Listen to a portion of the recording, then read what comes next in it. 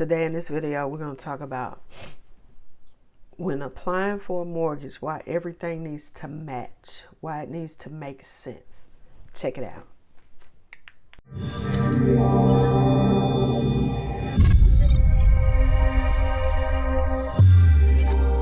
Hi, I'm Rhonda Burgess, and I'm a real estate broker and mortgage underwriter here in the Nashville, Tennessee area. My firm is Southern Living Realty Partners.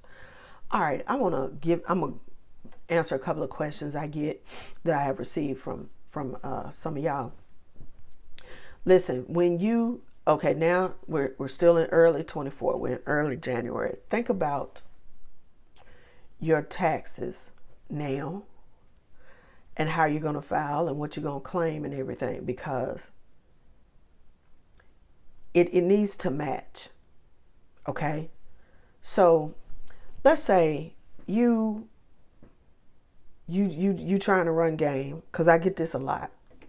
People will tell me, well, I'm gonna claim my sister kids because my sister don't work, so I'm gonna claim her kids so I can get this. So you can get this fat refund, right? Okay, that's cool. That is your prerogative. You can do whatever you want to do. That's cool. But just know that when, let's say you claiming 8 kids, you claiming 8 people or 8 deductions. You claiming 8 on your tax return. So you get this fat tax return. When you come and apply for a mortgage and you only claiming 2, trust me,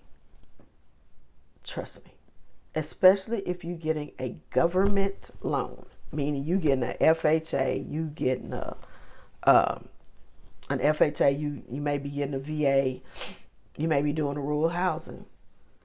Not so much on rural have I seen it, but I've seen a whole lot more on FHA. It don't add up. It don't match. Okay? If you claiming 8 on your taxes to get this fat refund, but I look at your paycheck stub and you only claiming withholding for 1 or 2, maybe 3, it don't match. I've said this in a video before. Do not give me as the underwriter any reason to question your file, to question you, to question what's going on. Okay? So again, think about, you trying to hit a lick right now. I get it. I do. I understand it. I don't condone it.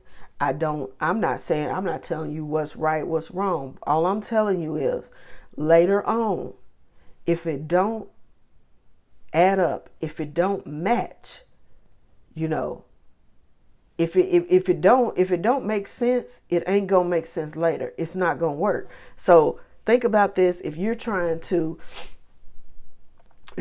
purchase some real estate, whether it's investment property, your primary residence, whatever, you just over here just trying to get your credit together for the long haul.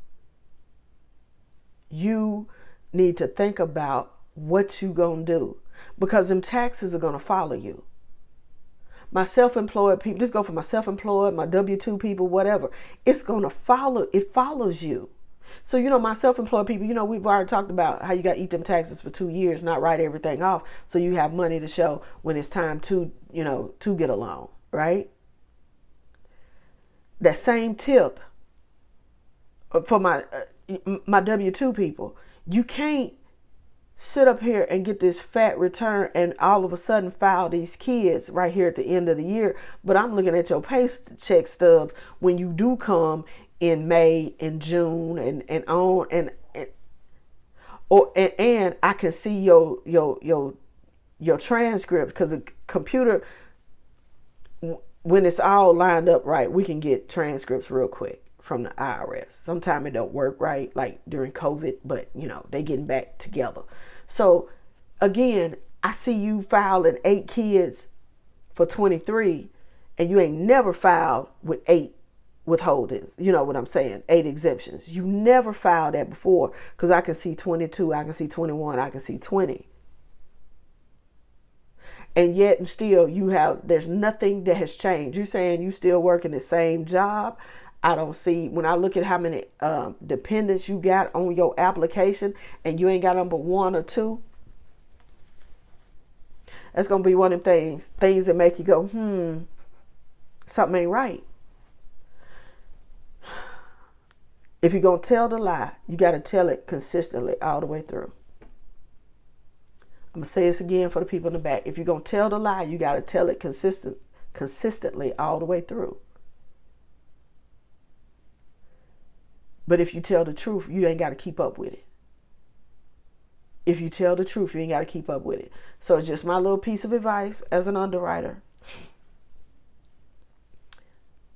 Don't be trying to hit a lick right quick, right here at tax time by using somebody else's kids or whatever. Don't do that. And then think you're going to apply later on. And the numbers and the story that you're telling does not add up.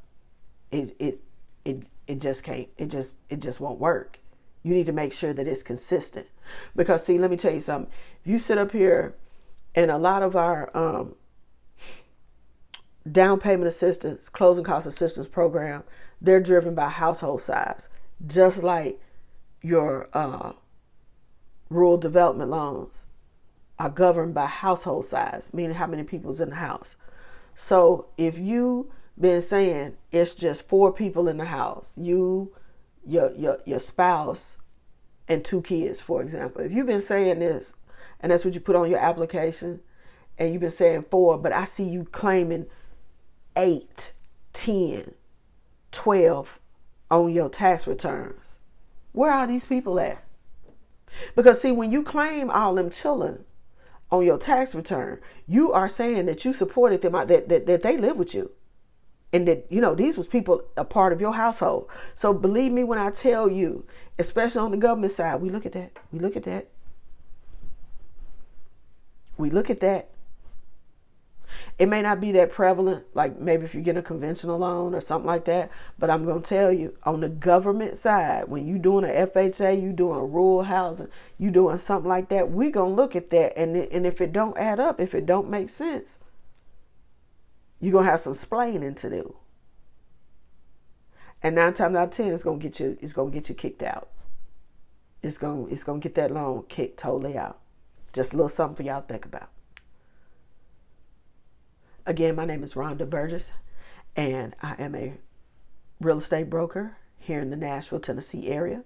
If you need help with buying or selling a home in the Nashville area, we'd be glad to help you. My contact information is below. Thank you, and as always, have a blessed day.